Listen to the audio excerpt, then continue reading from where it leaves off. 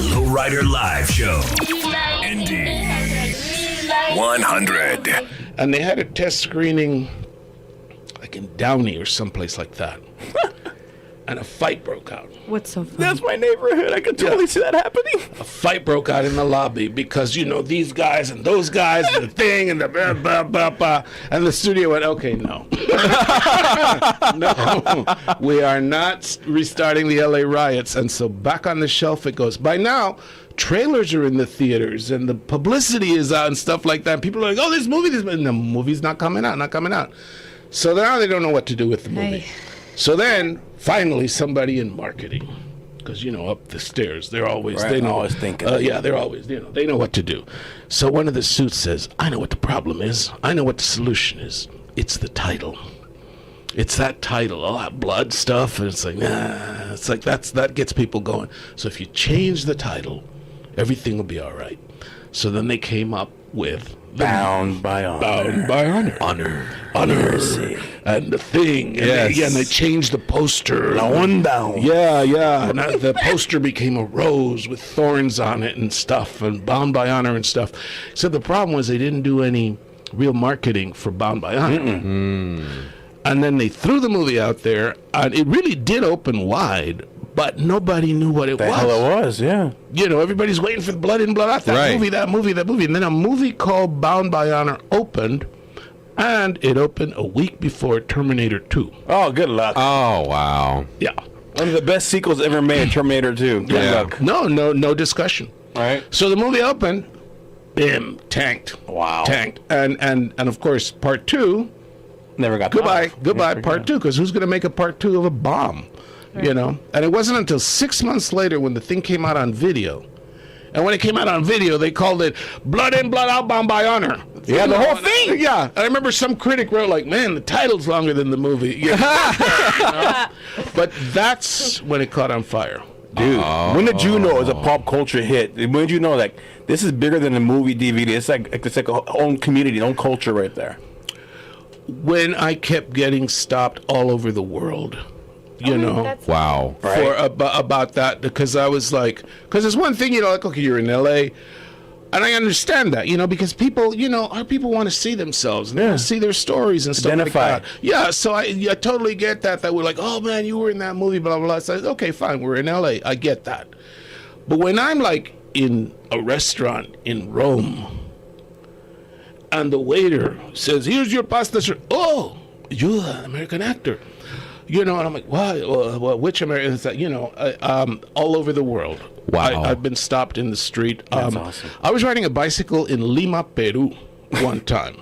You know, and Yeah. it's all the warnings, because, you know, Lima has its issues too and everything. And I'm on my bicycle, and suddenly another guy comes and cuts me off. You know, and I'm like, oh, okay, here comes. And the dude is like, Cunha, what are you doing in Lima, man? And I'm like, I'm riding a bicycle. And he's like, no, but you're Papa. You're like, it's like, okay. All right. And then, and literally, South Africa. Went to South Africa one time, which is really cool and everything like that. We're in the airport in Johannesburg. Wow. And we had also been told, like, be careful in Johannesburg. Things happen. Da, da, da. So we're walking through the airport, and we were just connecting a flight. We were going to someplace else, and we just had to make the transition in Johannesburg. So we're walking through the airport like, okay, let's get to our gate and stuff like that. And then suddenly this 8-foot tall African dude with the big things on his head and stuff, and he comes striding at me. Hey man, hey you are talking to you. And I'm like, oh god, no way, we're gonna die in Johannesburg. And the dude comes up to me and he breaks out into this big huge African smile and said, you that actor, you the actor. I'm like, oh my god, Popeye. In South Africa. Popeye! In South. Wow. Now, the one that really totally freaked me, well, it was just funny. It happened in Cuernavaca, also in Mexico.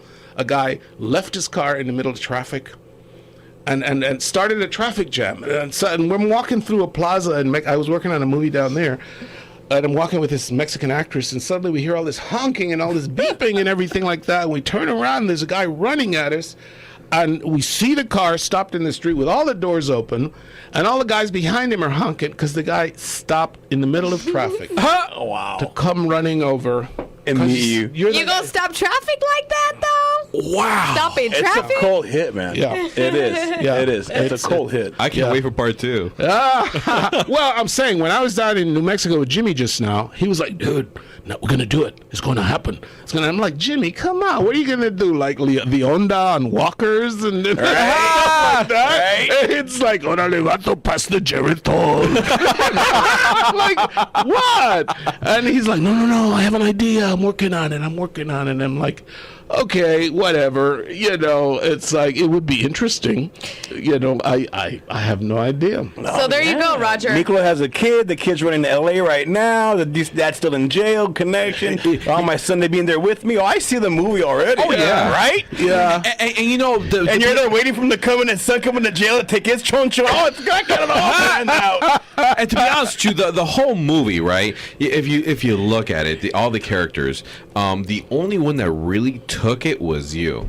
Yeah, no, I'm serious. Like, if you look at all the scenes, like the one with Miklo and Benjamin Bratt and the whole thing. Oh yeah, at first he's a gangbanger and now he's in the military. Oh, okay, fine. You know, you look at it, but then when you come in every single time, it's like, what's he gonna do next? You're just trouble, your character, bro. Yeah. Trouble. Like, is he gonna let us sleep in the room or not? You know, at first he's nice to him in jail, and then outside, you know, it's like it's a totally different story. You know, it's like, and then at the end when you ratted him out, I was like, bro, Yeah. bro. He's like a suspense story in the movie, right? Yes. He's like every scene. I gotta watch it again because, I was very young. It was a fun part to play. Right? Did you have fun with the role? The character? Just let it go? Yeah, because he was so slippery and slidey, and it actually, once I did get cast and I started working on it, I thought like, oh man, this guy's cold. And I think one of the reasons why it's popular too is because it's funny. Yeah. He's a funny guy. Yeah. I mean, he does all this horrible shit, you know, but then he's like, he's funny. One of my favorite, everybody likes the Chon Chon line. You know, it's like, okay, right, you know. But my favorite line is when Miklo gets out of jail and he comes to stay at the famous apartments with me and stuff like that. And I'm telling him to do all this evil stuff. Yeah. You're famous, man. You have your own. He has his own memes. You know that out there.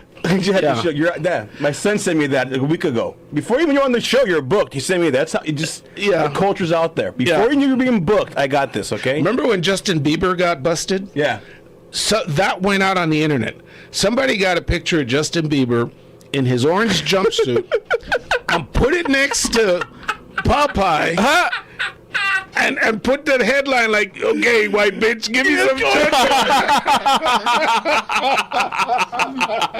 That's awesome, man. And that was all over the internet, man. I mean, it's like, and in fact, there's like a cottage industry of blood in, blood out. I mean, there's merchandise out there.